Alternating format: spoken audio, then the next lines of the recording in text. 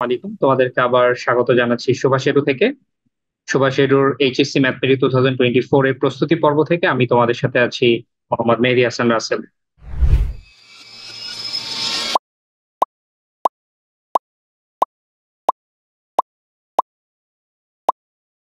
তো আমাদের উচ্চতর গণিত প্রথম পত্রের যে অধ্যায়ের তোমার নাই, সেটার অন্তরীকরণ বা ডিফারেন্সিয়েশন অধ্যায় থেকে আমরা লাস্ট ক্লাসে একটা থিওরিটিক্যাল ব্যাপার তোমাদেরকে ক্লিয়ার করেছিলাম। এবং এখানে আমাদের মেইনলি ছিল যে সর্বোচ্চ মান এবং সর্বনিম্ন মান, এটা একটা খুব ইম্পর্টেন্ট টপিক ছিল।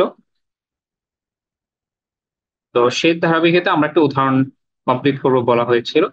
তো এখানে দেখা যাচ্ছে যে একটা ফাংশন আমরা নিয়েছি এবং এই ফাংশনে আমরা সর্বোচ্চ মান এবং সর্বনিম্ন মান বের করব।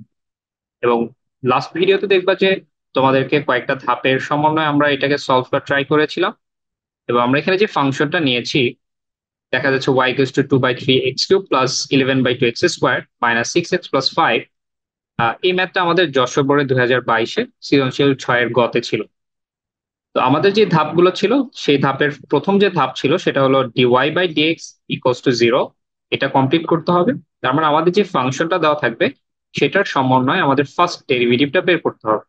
তো এখানে 2/3 x³ আছে এবং 2/3 কে তুমি যদি 2/3 x³ এটাকে যদি ডিফারেন্সিয়েট করো তোমার এক্স ভ্যারিয়েবলের রেসপেক্টে, এক্স চলকের রেসপেক্টে, তাহলে এখানে আমাদের যে x⁴n এর যে ডিফারেন্সিয়েশন যে ফর্মুলাটা ছিল সেটা তোমরা অ্যাপ্লাই করলে এখানে 2x² হয়ে যাবে এবং 11/2 x², এটা হয়ে যাচ্ছে আমাদের 11x।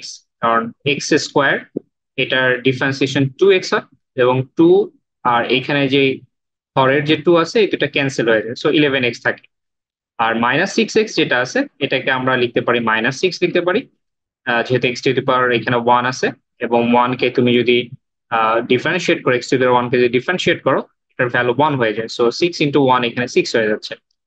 এবং লাস্টে যে একটা আমরা জানি যে যে কোনো ভ্যালু, যে টার্ম গুলো থাকবে সেইগুলো যদি তোমার কনস্ট্যান্ট থাকে বা ধ্রুবক থাকে এবং সেটাকে যদি তুমি কোনো একটা ভ্যারিয়েবল রেসপেক্টে ডিফারেন্সিয়েট করো তাহলে সেটা 0 হয়ে যায়।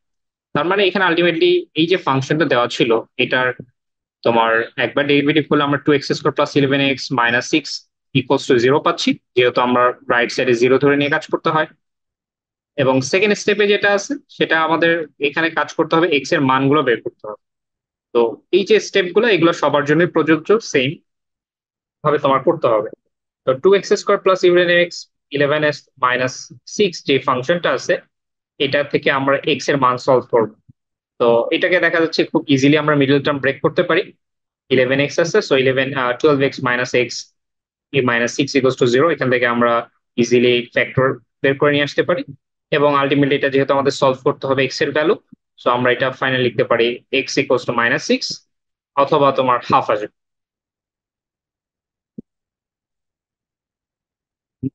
নাম্বার 3 যে স্টেপটা আছে আমাদের, এইটা স্টেপে আমাদের d² y/dx² বের করতে হবে। দ্যাট মিনস আমাদের যে ফাংশনটা আমরা ছিল সেটা একটা ফার্স্ট ডেরিভেটিভ বের করলাম, তারপর আমাদের সেকেন্ড ডেরিভেটিভ বের করতে হবে। সো আমরা এখানে সাইডে নিয়ে আসছি যে এটা আমাদের ফার্স্ট ডেরিভেটিভের ভ্যালু ছিল, সরি, সো ফার্স্ট ডেরিভেটিভের ভ্যালু ছিল। এবং আমাদের এখানে যে 2x² ছিল এটাকে যদি আমরা ফার্দার ডেরিভেটিভ করি, এটার ডেরিভেটিভ বের করি, তাহলে 2x² ভ্যালু আসবে 4x এবং 11x যেটা আছে এটা 11 হবে আমি। এবং এখানে মাইনাস যে 6 আছে এটা একটা কনস্ট্যান্ট ভ্যালু, সো এটা 0 হয়ে যাচ্ছে। তো আলটিমেটলি আমরা এখানে যে d² y/dx², that means second derivative বের করলাম, এটা হচ্ছে 4x প্লাস 11। স্টেপ নাম্বার 4-এ আমাদের মেইন কাজ করতে হবে, এই যে এক্স এর ভ্যালুগুলো আমরা বের করলাম আগের স্টেপে, সেই আগের স্টেপের ভ্যালুগুলো আমাদের যে স্টেপগুলো দেখো -6 আর হাফ ছিল, এই -6 এবং হাফের ভ্যালুগুলো আমাদের এই second derivative that means step 3-তে বসাতে হবে। সো আমরা এখানে এক্স ইকুয়ালস টু -6 যে পয়েন্ট ছিল বা বিন্দু ছিল সেই ভ্যালুর জন্য আমরা d² y/dx² ভ্যালু কেমন আসে, দ্যাট মিনস এখানে যে ফাংশনাল ভ্যালুটা আসবে 4 এখানে যে এক্স, যত জায়গায় এক্স থাকবে সব জায়গায় আমরা এই ভ্যালুটা বসাবো -6। সো 4x প্লাস 11 ছিল, 4 × -6, যেহেতু এক্স এর ভ্যালু আমরা -6 নিয়ে কাজ করতেছি এবং 11 এখানে, তো আলটিমেটলি ক্যালকুলেট করলে -13 আসছে এবং হুইচ ইজ লেস দ্যান 0। এছাড়া আরেকটা ব্যাপার, আমাদের আরেকটা ফাংশন ভ্যালু ছিল আমরা যে সলভ করলাম স্টেপ 2 তে, সেখানে আমাদের এক্স ইজ টু হাফ ছিল, এবং এইটার জন্য আমাদের এই এক্স ইজ টু হাফ এর ভ্যালু আমরা যখন এই D square Y by D X square বসাবো, তো দেখা যাচ্ছে এখানে +13 which is greater than 0 আসতেছে। নেক্সট স্টেপ হচ্ছে আমাদের 5। আমরা কি কাজ করব?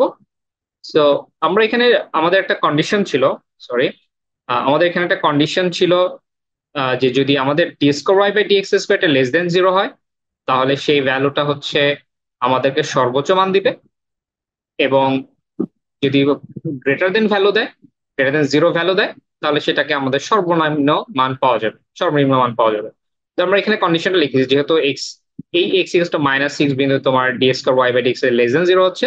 সো যেহেতু আমাদের ভ্যালুটা -13 আসছিল, সো আমরা এখানে সর্বোচ্চ মান পাবো, এবং এখানে D square Y by D X square greater than 0, এবং এক্স ইকুয়াল টু হাফ এর জন্য আমরা পাচ্ছিলাম এই গ্রেটার ভ্যালুটা, গ্রেটার দেন 0 ভ্যালুটা। সো এটা আমাদের সর্বনিম্ন মান দিবে। তো এখানে অনেকেই ভুল করো, সেটা হলো যে এই দুইটা ভ্যালু কিন্তু তোমার সর্বোচ্চ বা সর্বনিম্ন মান না। এই দুইটার জন্য আমরা হচ্ছে সর্বোচ্চ বা সর্বনিম্ন মান পাবো। তো আমরা এখানে এটা তোমার need to remember that x equals to -6 এবং এক্স ইকুয়ালস টু হাফ, এই বিন্দুদ্বয় কিন্তু সর্বোচ্চ সর্বনিম্ন মান নয়। এদের জন্য আমরা সর্বোচ্চ সর্বনিম্ন মান পাবো। সো এই দুইটাকে আমরা কখনোই কনসিডার করব না যে এটা সর্বোচ্চ বা সর্বনিম্ন মান। এরপরে ধাপ 6, যেটা এই যে আমরা এক্স এর মানগুলো পাচ্ছি, এক্স ইকুয়ালস টু -6 এবং এক্স ইকুয়ালস টু হাফ ছিল। তো আমরা দেখে আসলাম যে এক্স ইকুয়ালস টু -6 এর জন্য আমাদের লেস দেন 0 আসছিল, সো এই ভ্যালুটা আমাদের সর্বোচ্চ মান দিবে। তো তার মানে আমরা এই যে ভ্যালুটা আছে, এই ভ্যালুটা আমরা মেইন ফাংশনে বসাবো।